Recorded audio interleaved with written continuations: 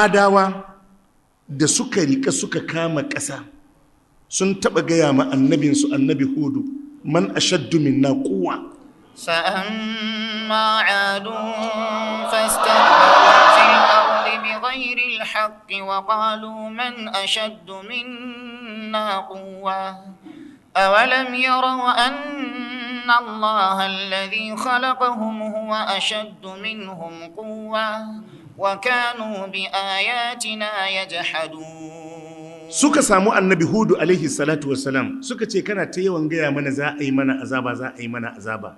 Suka ce ka dube mu ka dubi kirar mu, man ashaddu minna quwwa, wai zai iya kama mu ya ladabtar da mu. Jama'a mun fahimta? Man ashaddu minna quwwa, Allah sai ya ce awalam yarau anna Allah alladhi khalaqahum huwa ashaddu minhum quwwa. Allah ce to ba za su lura ba, Allahn da yayi su ya fi su karfi? In Allahn zai yi mai karfi sai yayi wanda ya fi shi karfi? Da Allah ya tashi kashe su sai turo musu guguwa, ba ƙarshen ta ba kenan. Guguwa iska idan ta ɗauki mutum za ta kaɗa shi sai ta yi sama da shi iyaka sai ta sako shi, idan ya faɗi sai kansa ya tsinke. سخرها عليهم سبع ليال وثمانية أيام حسوما فترى القوم فيها صرعا كأنهم أعجاز نخل خاوية. فأنا بقوي دي إني تقص إسكر تيتنا كدوا الله تسيغا سو أزرزبي كمان إتاتوان دبينو.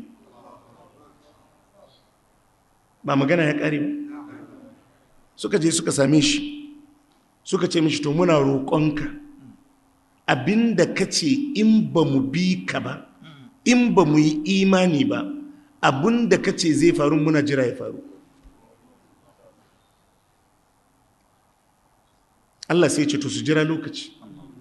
Kasan shi Allah akwai time, ko zaginsa kake lokaci zai sa maka.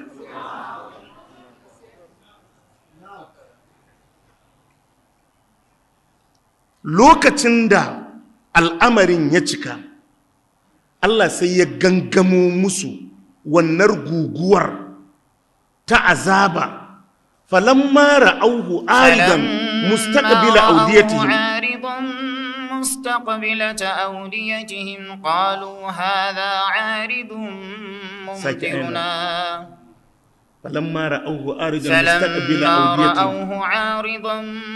مستقبل أوديتهم قالوا هذا عارض ممطرنا بل هو ما استعجلتم به ريح فيها عذاب أليم تدمر كل شيء بأمر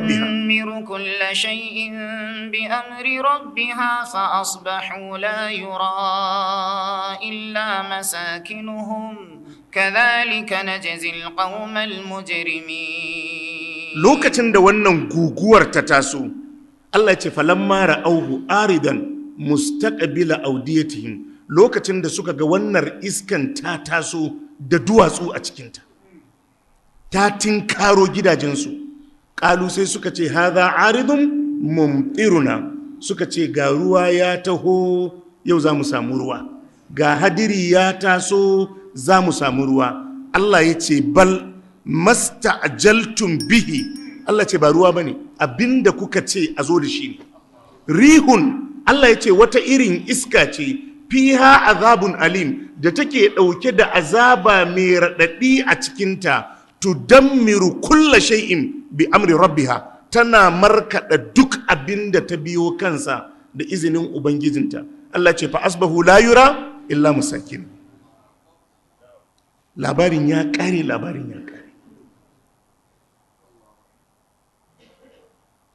Wa samudawa su suka samu annabi salih alaihi salatu wassalam, suka ce mishi idan kai manzan Allah ne na gaske, ga wani dutse ka fitar mana da raƙuma daga dutsen za mu yi imani. Ya roƙi Allah raƙumar ta fito. ba ka ji ana naƙatullahi sai ce to wannan raƙuma tunda aya ce da Allah ya bani a matsayin mu'ujiza, to ga tsarin da za ku rayu da raƙumar. Sai suka je suka haɗa kai suka ce a kashe raƙumar. A kashe raƙumar.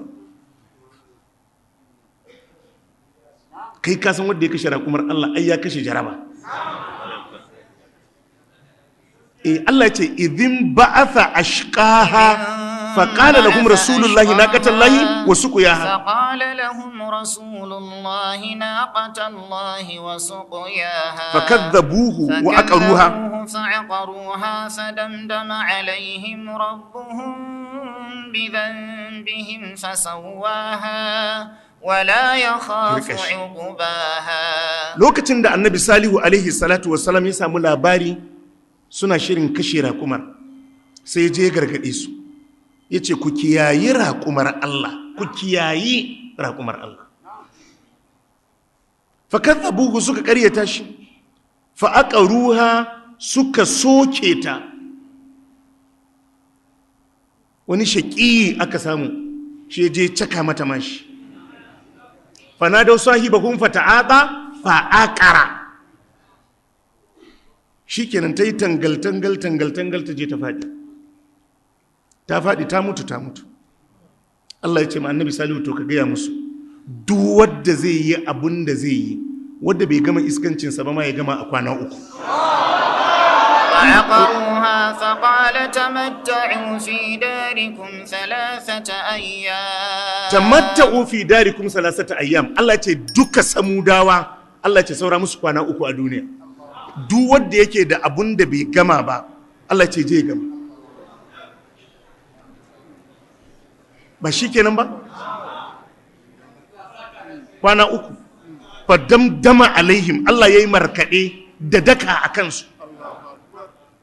Fasawaha kuma ya daidaita ta, kowa ya ɗanɗane ta, kuma ya ce wala ya khafu uqubaha.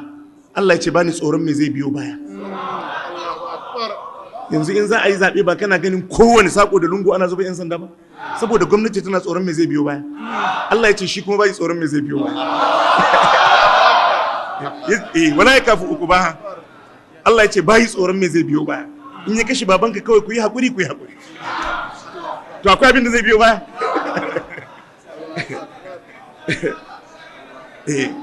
Haka suka tafi. Allah ya ce wa ƙaruna, haka ƙaruna sai ya zama zakaran gwajin dafi ga miyagun masu kuɗi, waɗanda dukiyarsu tana bayyana ne, ana sanin suna da dukiya ne kawai a wajen fantamawa. Allah ya ba da labarin ƙaruna wani fita da ya taɓa yi da mahaya da ado da aka yi na gwalagwalai da kayan ado da abubuwan da ya bayyana sai da ya ɗauki hankalin al'umma. فخرج على قومه قال الذين يريدون الحياة الدنيا يا ليت لنا مثل ما أوتي قارون إنه لذو حظ عظيم. فخرج على قومه في زينته. Allah ce ƙaru ne ya fito a cikin mutanensa a cikin ado, mahaya irin adon da aka musu, dawakai irin adon da aka musu, zagage irin adon da aka musu, wata irin fita ce da ba su taɓa ganin irin ta ba. Qala alladhina yuriduna al-hayata ad-dunya.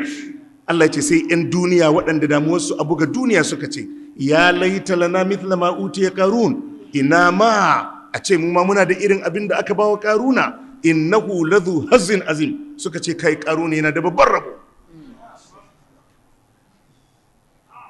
Idan ma wani in kana so ka gane mai dukiya ne to idan an tashi bikin 'ya'yansa, amma a harkar masallaci ba za ku san mai kuɗi ba, talakawan anguwa ba za ku gane yana da hali ba, idan marayu akwai su a gari ko a anguwa ba za a gane mai kuɗi ba ne. Idan ana so a gane shi mai kuɗi ne, wani hidima wani biki ya taso.